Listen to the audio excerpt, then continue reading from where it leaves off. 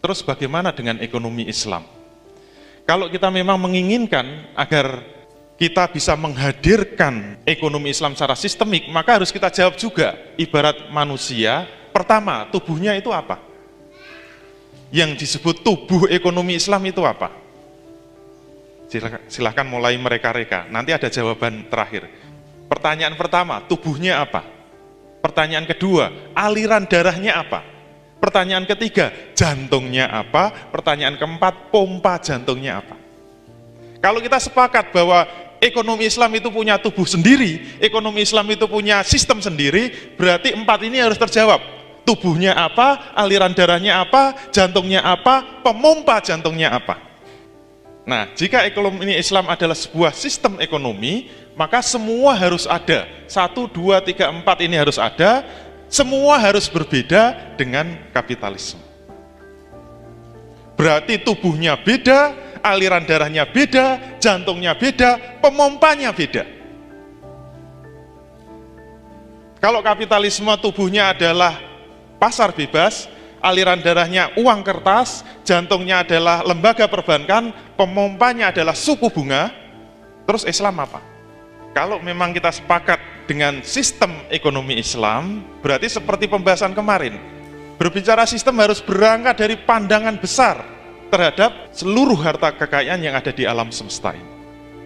Cara Islam menyelesaikan itu kira-kira gimana? Harus dimulai dari pandangan yang benar terhadap seluruh harta kekayaan ini. Kalau pandangan pertama ini tidak sepakat, lebih baik keluar dari ruang seminar, nggak bisa diteruskan. Ini namanya pondasi, yaitu apa? Pandangan yang benar terhadap sebenarnya seluruh harta kekayaan itu milik siapa. Ini harus sepakat dulu. Saya kalau perhatikan istri saya, kalau lihat anak-anaknya berantem rebutan roti, kira-kira caranya menyelesaikan gimana? Misalnya ibu-ibu ada yang saya lihat tadi putranya ada 11. Kalau anak 11 rebutan roti, caranya menyelesaikan gimana? Kalau saya lihat istri saya, kalau anak saya sih cuma 3. Kalau sudah rebutan, itu nggak akan dibiarin atau sudahlah bagi yang rata. Tapi kalau istri saya caranya gimana? Roti diambil dulu. Set. Udah jangan rebutan, mana rotinya? Set. Nah, ini juga langkah pertama begitu. Semua problem ekonomi yang kita hadapi, jangan rebutan dulu. Nanti minyak milik siapa, gunung emas milik siapa, Tembagapura milik siapa, jangan rebutan dulu. Kita harus sepakat dulu, ini semua harta milik siapa. Nah, kira-kira jawabannya apa? Wah, enak banget kan? Jawabannya adalah seluruhnya milik Allah Subhanahu wa Ta'ala. Seluruhnya adalah milik Allah. Dasarnya dari An-Nur ayat 33. Wa atuhum mimma lillahil ladzi atakum. Dan berikanlah min malillahi wa atuhum, berikanlah kepada mereka, min itu min apa? Min ba'diyah, min yang menunjukkan sebagian, min sebagian, malullahi kalau bacanya langsung begitu, tapi karena min jadi ngejer kan, min malillahi. Jadi malullahi itu idofat, berarti hartanya Allah kalau diterjemahkan kan begitu. Berikanlah kepada mereka sebagian dari harta milik Allah yang telah diberikan kepadamu.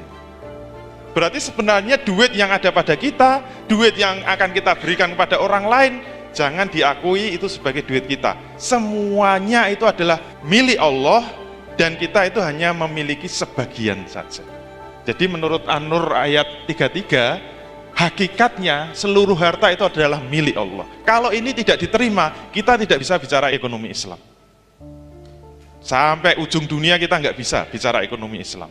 Jadi kalau teman-teman mau bicara bisnis syariah, mau bicara ekonomi Islam, mau bicara ekonomi syariah, mau bicara syariah apa saja, Islam apa saja, harus dimulai dari ini. Nanti transaksi apa saja harus difahami dengan pondasi ini. Sebelum memulai bisnis apapun juga. Dengan siapapun juga. Dengan orang kafir nggak apa-apa. Yang penting sepakat, setuju nggak? Kalau nggak, tidak bisa kita lanjutkan bisnisnya.